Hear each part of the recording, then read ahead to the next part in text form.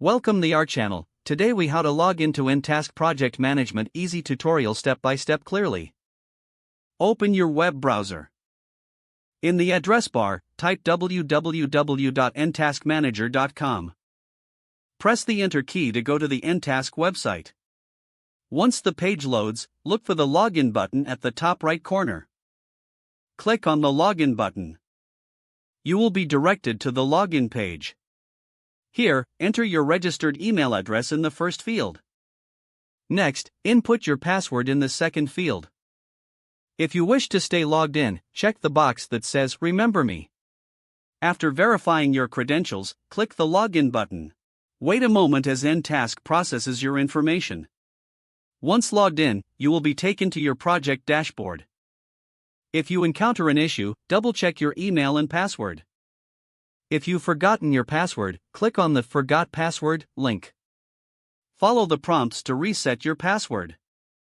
After resetting, return to the login page to enter your new password. Now you should have access to your nTask account. Explore your dashboard to start managing your projects effectively.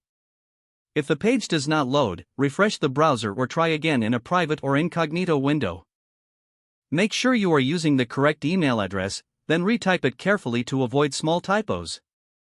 If your password is not accepted, use the reset option and create a new strong password you can remember. Check your spam folder for verification or security emails, then complete any requested confirmation steps.